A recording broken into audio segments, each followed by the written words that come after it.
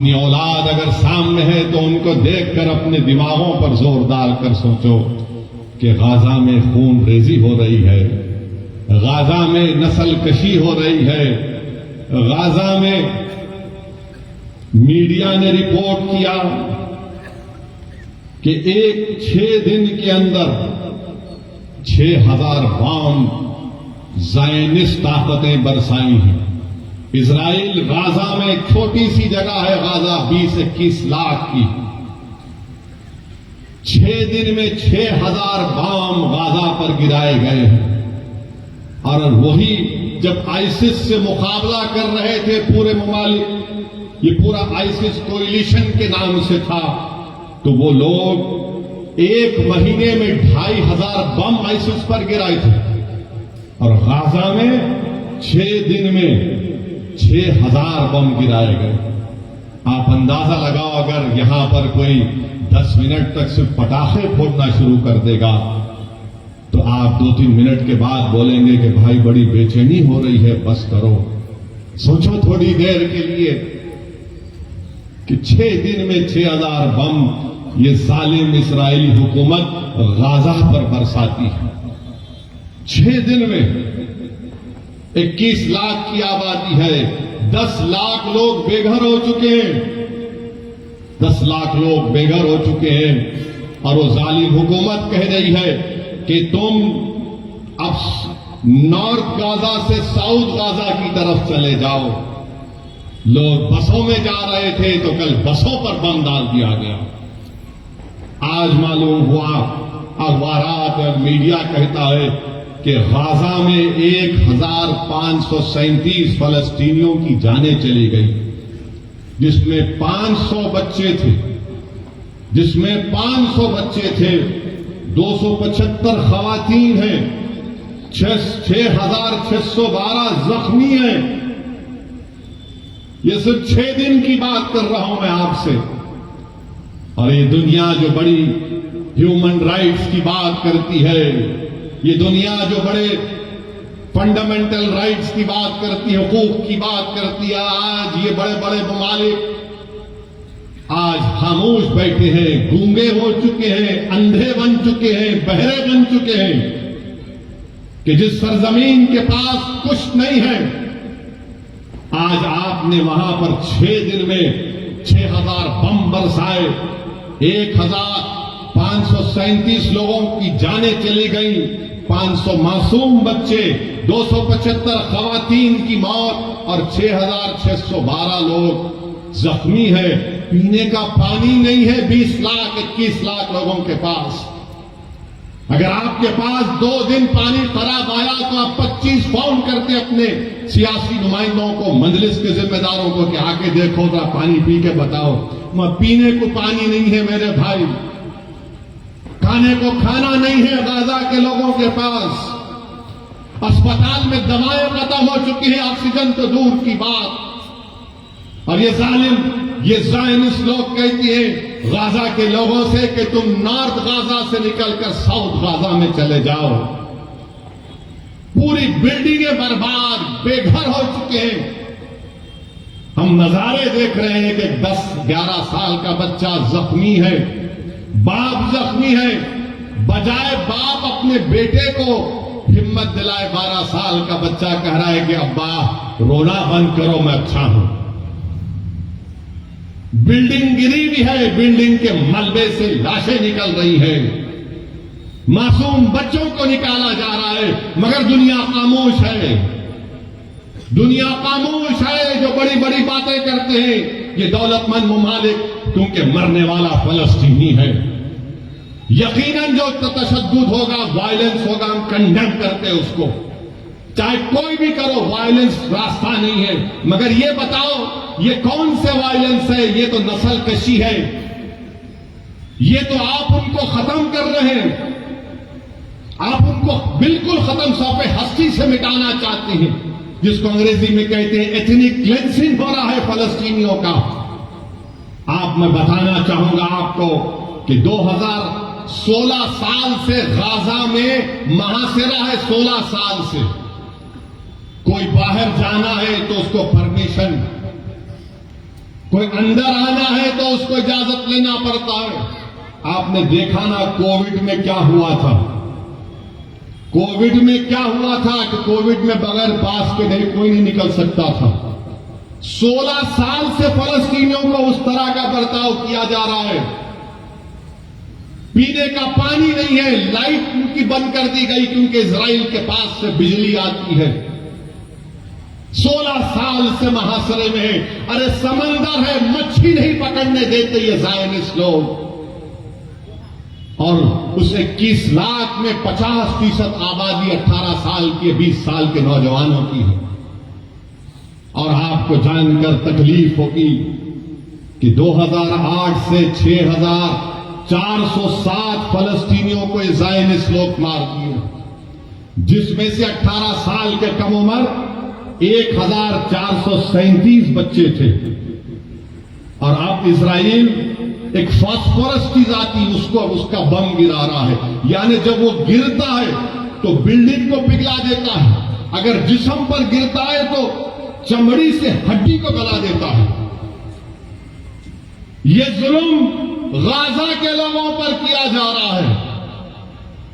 اور امریکہ, برطانیہ, یہ یورپ, یہ فرانس جو بڑی بڑی باتیں کرتے ہیں آج گونگے بن کر بیٹھے ہیں کہ معصوم لوگوں کو, ارے 80 سال سے لڑ رہے ہیں اپنے فلسطین اور مسجد اقصی اور بیت المقدس کے لیے. میرے عزیز دوستوں اور بزرگوں, یہ بات کہنا ضروری تھا. اس لیے ضروری ہے کہ اگر غزہ کا نام آئے, فلسطین کا نام آئے, مسجد اقصی کا نام آئے, بیت المقدس کا نام آئے, اور تمہارے اور ہمارے دلوں میں حرارت ایمانی پیدا نہیں ہوئے تو پھر تم انسان کہلانے کے لائق نہیں ہو. اگر ہم ان کی مدد نہیں کر سکتے, ہم دور ہیں, مگر جذبات سے کر سکتے ہیں اور کرنا چاہیے. اگر جذبات بھی نہیں ہے تو مسلم شریف کی حدیث ہے کہ آقا نے فرمایا کہ تم منافق ہو. اللہ کے رسول صلی اللہ علیہ وسلم نے فرمایا کہ تم منافق ہو. وہ انبیاؤں کی بعثت کی سرزمین ہے. حضرت داؤد علیہ السلام, حضرت داؤد علیہ السلام, سلیمان اور عیسیٰ علیہ السلام کی بعثت کی سرزمین ہے. حضرت ابراہیم علیہ السلام کی خبر, حضرت موسیٰ علیہ السلام کی خبر وہاں پر ہے.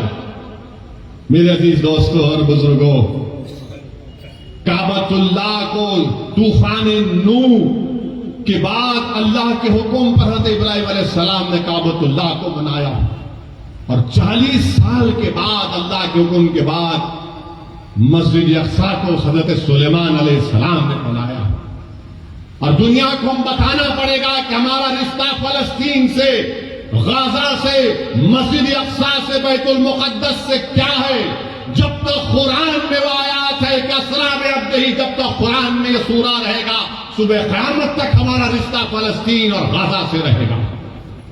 میرے عزیز دوستوں اور بزرگوں, آپ نے حدیث شریف سنی کہ رسول اللہ صلی اللہ علیہ وسلم سے ایک صحابی رسول نے پوچھا, یا رسول اللہ صلی اللہ علیہ وسلم, کہ حشر کے میدان میں ہم آپ کو پائیں گے؟ اللہ کے رسول صلی اللہ علیہ وسلم نے فرمایا کہ ہاں, تم مجھے حشر کے میدان میں پاؤ گے. کہاں ہوگا حشر کا میدان؟ اسی سرزمین پر حشر کا میدان ہوگا, اسی فلسطین پر حشر کا میدان ہوگا. پھر آقا سے پوچھا گیا صلی اللہ علیہ وسلم سے کہ دوسری جگہ کہاں پر ہم آپ کو پائیں گے؟ رسول اللہ صلی اللہ علیہ وسلم نے فرمایا کہ میں آب کوثر پر رہوں گا, میری امت پیاسی ہوگی, میں میری امت کی پیاس کو بجھاؤں گا. کہاں ہوگا حوض کوثر؟ اسی فلسطین سے لے کر مدینے تک احادیث میں آیا. علماء کرام بیٹھے ہیں, پوچھ لو آپ. میرے عزیز دوستوں اور بزرگوں, یہ وہ مبارک سرزمین ہے کہ قرآن میں لفظ بارک نہ 5 مرتبہ آیا تو القدس ہے وہ. چاہے سورہ اسراء ہو, سورہ جتنے بھی 4-5 سوروں میں ذکر آیا, 5 جگہ پر لفظ بارکنا کا مطلب قدس.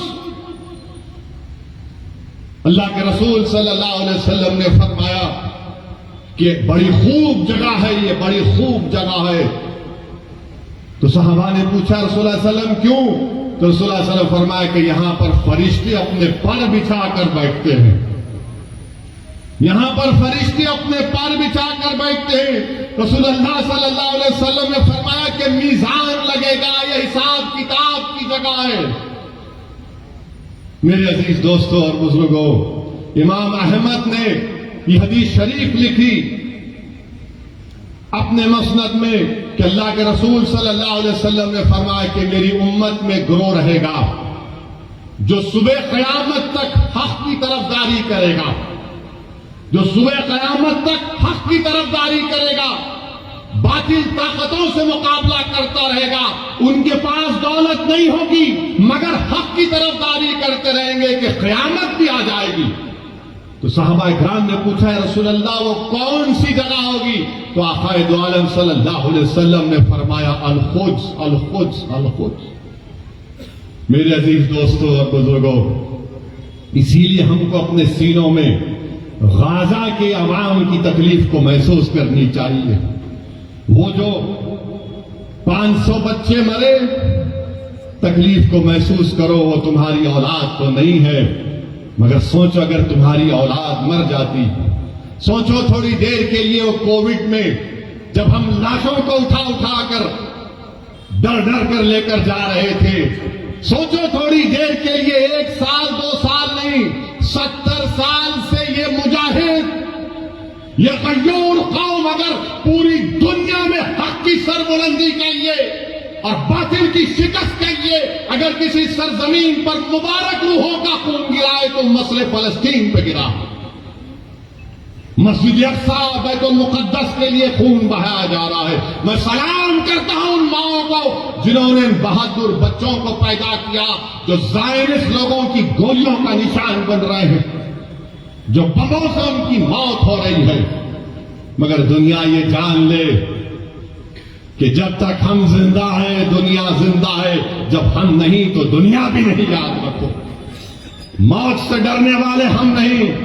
ہم اپنا مقدر لکھا کر لائے ہیں کہ اللہ میری زندگی میں لکھ چکا ہے, تمہاری زندگی میں لکھ چکا ہے. مگر سوال یہ ہے کہ تم اپنی زندگی غلاموں کی طرح گزارو گے یا پھر تم بہادروں کی طرح اپنی زندگی کو گزارو گے. لوگ مجھ سے پوچھتے ہیں فون کر کے کہ اسد الدین اویسی یہ کیسا ہو رہا ہے, یہ کیا ہو رہا ہے. لوگ تکلیف محسوس کرتے ہیں اور لوگ پوچھتے ہیں کہ کہاں ہے صلاح الدین ایوبی, کہاں ہے وہ صلاح الدین ایوبی. ارے تم اپنی اولاد کی کیا تربیت کر رہے ہو؟ کہاں سے صلاح الدین پیدا ہوگا جب باپ اپنی اولاد کے سامنے اپنی ماں کی بے عزتی کرے گا؟ کہاں سے صلاح الدین آئے گا جب تم بیٹے کے سامنے اولاد کے سامنے اپنی بیوی سے غلط برتاؤ کرتے ہو؟ کہاں سے صلاح الدین آئے گا جب نوجوان گناہ کرتے ہیں, زنا کرتے ہیں؟ کہاں سے صلاح الدین آئے گا جب تم زنا کرتے ہو؟ کہاں سے صلاح الدین آئے گا جب تم اپنے ہی ہاتھ سے اپنے بھائی کا قتل کرتے ہو؟ کہاں سے صلاح الدین پیدا ہوگا جب ہماری بیٹیاں گناہ کرتی ہیں؟ صلاح الدین کیسے پیدا ہوگا جب تم نیک بنو گے, جب تم گناہوں سے دور رہو گے, تم رسول اللہ صلی اللہ علیہ وسلم سے بے پناہ محبت کرو گے تمام چیز اور دنیا سے بڑھ کر. صلاح الدین ایوبی زندگی میں جب تک بیت المقدس مسجد اقصی پر کامیابی حاصل نہیں کیا اس کی پیشانی پر بل رہتا تھا. بعض جگہ میں نے پڑھا کہ صلاح الدین ایوبی جب تک فلسطین پر کامیابی حاصل نہیں کیا وہ مسکراتا نہیں تھا. لوگ اس سے بولتے تھے صلاح الدین تم مسکراتے کیوں نہیں ہو, تمہاری پیشانی پر بل کیوں نہیں آتا؟ تو صلاح الدین کہتا تھا کہ قبلہ اول ہمارا رہا ہے. 17 سال رسول اللہ صلی اللہ علیہ وسلم نے قبلہ بنایا, وہ جگہ جہاں پر آقا دو عالم صلی اللہ علیہ وسلم زمین سے آسمانوں پر اللہ کا جا کر دیدار کرے, اس جگہ پر جب تک ہم کامیابی حاصل نہیں کر رہے صلاح الدین کیسے مسکرائے گا؟ صلاح الدین کے پیشانی سے بل کیسے جائے گا جب قبلہ اول میرے ساتھ نہیں؟ میرے عزیز دوستوں, بزرگوں, نوجوانوں, تم آج آرام سے حیدرآباد میں بیٹھے ہو, تمہارے گھروں پر بم نہیں گر رہے ہیں, تمہارے بھائیوں کا قتل نہیں ہو رہا ہے، تم بے گھر نہیں ہوئے ہو الحمدللہ، مگر غزہ کے غریب لوگ 21 لاکھ کی آبادی میں 10 لاکھ بے گھر ہو چکے ہیں، اور یہ ظالم اسرائیلی حکومت چاہتی ہے کہ ان تمام غزہ کے لوگوں کو خالی کرا دیا جائے اور اس کو سیکیورٹی زون بنا کر ان کو سینائی کے صحرا میں لے جا کر چھوڑ دیا جائے۔ کوئی دنیا خاموش ہے، سناٹا ہے۔ ارے جس نے مارے ان کو دیکھو، مگر ان غزہ کے غریبوں نے تمہارا کیا بگاڑا تھا؟ میڈیا میں ایک طرفہ رپورٹنگ کہ ایسا ہوا ویسا ہوا فلاں ہوا۔ ارے کبھی تم نے دیکھا 70 سال سے اسرائیل آکیوپائر ہے، اسرائیل آکیوپائر ہے، فلسطین آکیوپائڈ ٹیریٹری ہے، آکیوپیشن تم کو نہیں دکھتا، ظلم تم کو نہیں دکھتا۔ بتاؤ، جس کے پاس کمزور ہے ظالم ظلم کر رہا ہے تو ظالم کا ساتھ دیا جا رہا ہے، اور جس کو بے گھر کر دیا گیا۔ آپ کو معلوم کب مسئلہ پیدا ہوا؟ 1918 میں۔ سمجھانے کے لیے کہہ رہا ہوں نوجوانوں، جب تم اب بڑے ہو گئے، مستقبل تمہارا ہے نوجوانوں۔ 1918 میں یہی زائنسٹ لوگ وہاں پر گئے، برطانیہ سے ساز باز کیا، اور 1918 سے فلسطینیوں کو بھگانے کا پروگرام بنایا، اور پھر 13 مئی 1948 میں 18 سے لے کر 48 تک فرسٹ ورلڈ وار ہوئی۔ اس کے بعد سے طریقے سے سازشوں سے فلسطینیوں کو مارا گیا، بھگایا گیا، اور اس کے بعد کیا ہوا؟ 20-25 سال کے عرصے میں، جس کو فلسطین کی تاریخ میں نخبہ کہتے ہیں، کتنے لوگ بے گھر ہو گئے؟ 1.5 کروڑ فلسطینیوں کو بھگا دیا گیا۔ اور پھر 67 کی جنگ ہوئی تو ہم نے مسجد اقصیٰ کو کھو دیا، اس مبارک جگہ کو کھو دیا جہاں پہ آقا دو عالم صلی اللہ علیہ وسلم تمام رسولوں اور نبیوں کی نماز محمد کی تھی، اور اس وقت سے وہ فلسطینی لڑ رہے ہیں۔ فلسطین کا مسئلہ صرف عربوں کا مسئلہ نہیں، فلسطین کا مسئلہ صرف مسلمانوں کا مسئلہ نہیں، فلسطین کا مسئلہ ہر اس انسان کا مسئلہ ہے جو انصاف چاہتا ہے، جو انصاف چاہتا ہے۔ اور جو پوچھتے ہیں کہ صلاح الدین کہاں آئے گا، ارے صلاح الدین کو آنے کے لیے تم کو نیک بننا پڑے گا۔ جب عیسائیوں نے مسجد اقصیٰ اور بیت المقدس پر قبضہ کیا، کروسیڈرز نے ایک دن میں 70,000 مسلمانوں کا قتل عام ہوا۔ ان کے گھوڑے گر جاتے تھے، اتنا خون تھا، مگر جب صلاح الدین ایوبی نے فلسطین بیت المقدس پر کامیابی حاصل کی اور تمام عیسائی لوگ جمع ہوئے، بولے کہ صلاح الدین اب تم ہم سے کیا کرو گے؟ تو صلاح الدین ایوبی نے کہا کہ میں وہ نہیں کروں گا جو تم نے کیا تھا، میں رسول اللہ صلی اللہ علیہ وسلم کے غلاموں کا غلام ہوں، تم کو میں معافی دیتا ہوں، جاؤ تمہاری جان کو بھی کوئی ہاتھ نہیں لگائے گا۔ یہی صلاح الدین ایوبی کے پاس ایک قبیلہ تھا جو دین اسلام کو قبول نہیں کرتا تھا۔ صلاح الدین ایوبی نے زور زبردستی نہیں کی، ایک قبیلے کی ایک عورت آئی صلاح الدین ایوبی کے پاس اور آ کر کہا کہ سلطان، میرے 4 بچے غائب ہیں، میرے بچوں کو واپس لے کر آؤ۔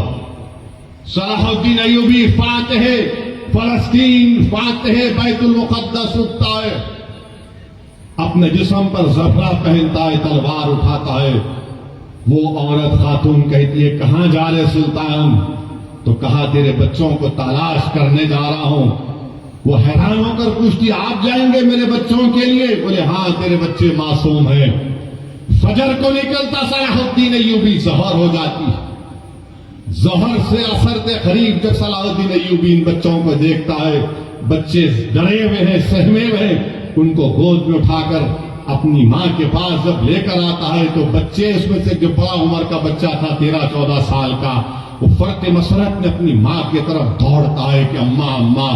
تو اس ماں نے کیا کیا؟ اس ماں نے اس بچے کے منہ پر ایک زوردار تماچا مارا اور کہا کہ جا صلاح الدین کے قدموں میں گر جا، یہ وہ نبی محمد صلی اللہ علیہ وسلم کا غلام ہے، اگر یہ ایسا ہے تو اس کا رسول کیسا رحمت والا ہو. یہ صلاح الدین ایوبی تھا.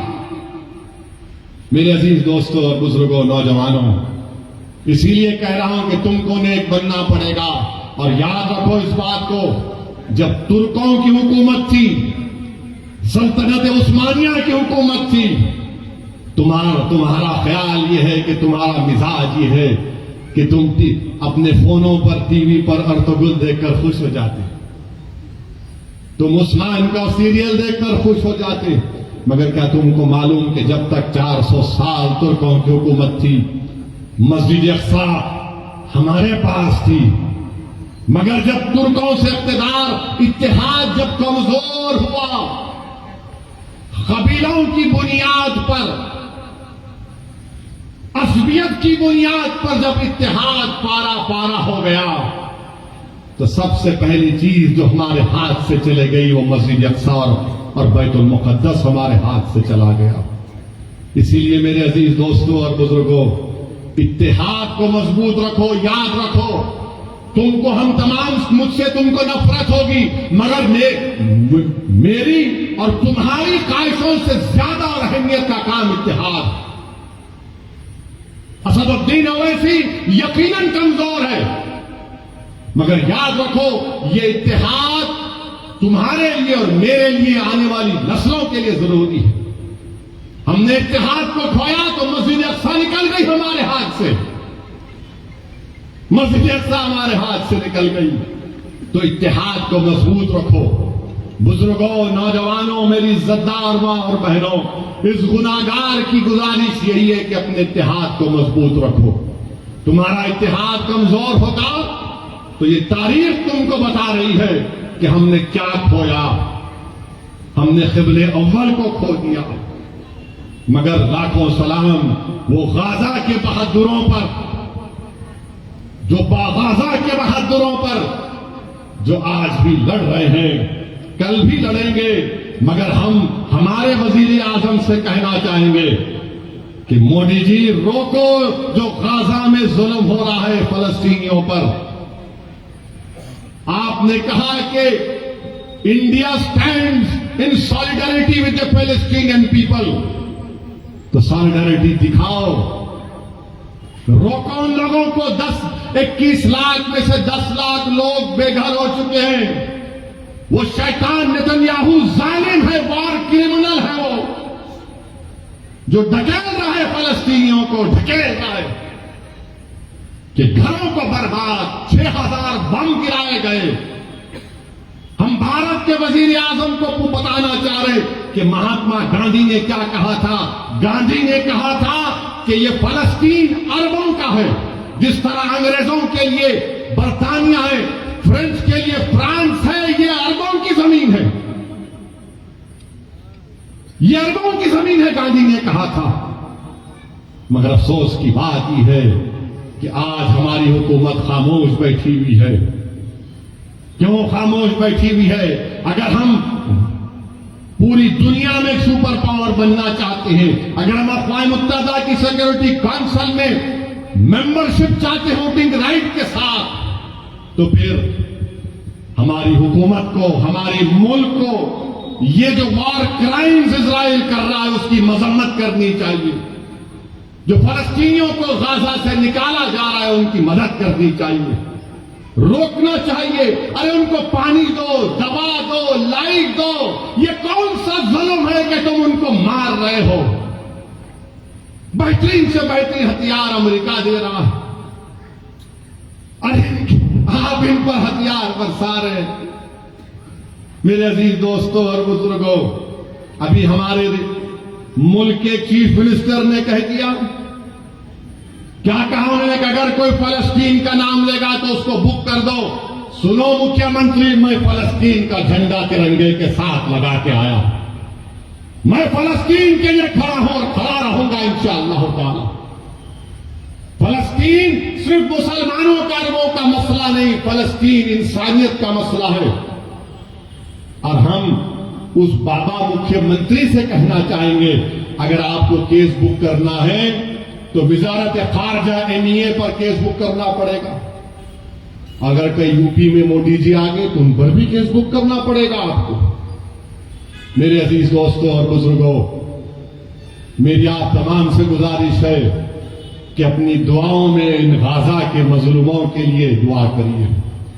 ہم اس مبارک شب میں اللہ سے دعا کرتے ہیں کہ اللہ تجھے تیرے حبیب محمد مصطفیٰ صلی اللہ علیہ وسلم کا واسطہ تو ان غزہ کے لوگوں کی حفاظت فرما دے۔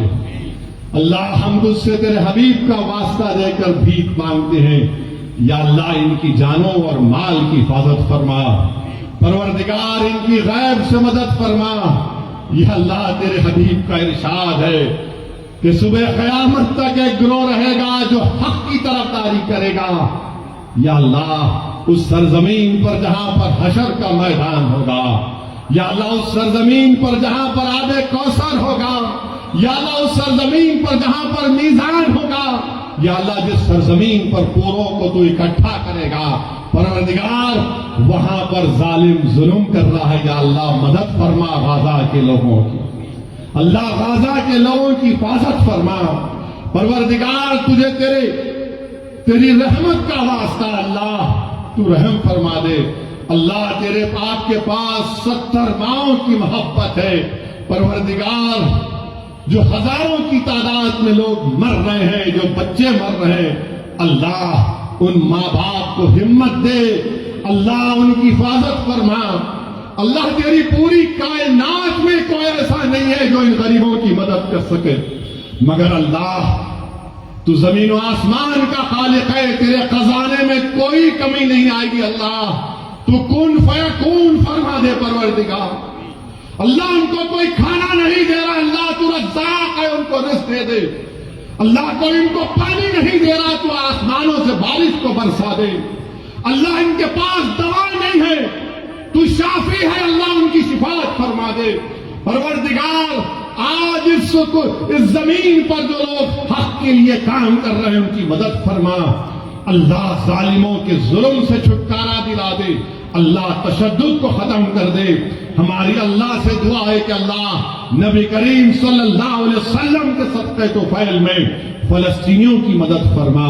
اللہ اس علاقے کو امن کا گہوارہ بنا دے، اللہ اس علاقے کو امن کا گہوارہ بنا دے۔ اللہ ہمارے ملک میں امن کو مضبوط فرما دے۔ اللہ ہمارے جان اور مال اور خاص طور سے یا اللہ ہمارے ایمان کی حفاظت فرما، اللہ ہمارے ایمان کی حفاظت فرما۔ پروردگار جب تک تو ہم کو زندہ رکھے گا میرے مولا، تجھے تیری رحمت کا واسطہ، تیرے حبیب کا واسطہ، ہم جھکے تو صرف تیرے سامنے جھکے۔ اللہ ہم کسی سے مانگے تو تجھ سے مانگے۔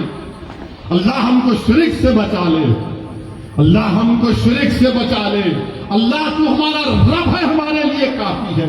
اللہ تو ہم کو رسول اللہ صلی اللہ علیہ وسلم کو امتی بنایا، یہ دنیا کا سب سے بڑا اعزاز ہم کو دیا۔ میرے رب لاج رکھ لے، میرے اللہ لاج رکھ لے پروردگار۔ اللہ کمزوروں کی، مظلوموں کی لاج رکھ لے۔ اللہ ان کی حفاظت فرما جو بے سر و سامانی میں اللہ جانوروں سے بدترین سلوک غزہ میں کیا جا رہا ہے، اللہ غزہ کے ان غریبوں کی مدد فرما۔ اللہ ہمارے وطن عزیز میں امن کو مضبوط کر دے، ظالموں کے ظلم کا چھٹکارا دلا دے۔ اللہ جو لوگ حق کے لیے محنت کر رہے ہیں اللہ ان کو کامیاب کر دے۔ اللہ ہمارے اتحاد کو مضبوط فرما، پروردگار ہمارے اتحاد کو مضبوط فرما۔ اللہم صلی علی سیدنا محمد عبدک رسولک ربی امی العلی صحابہ وسلم۔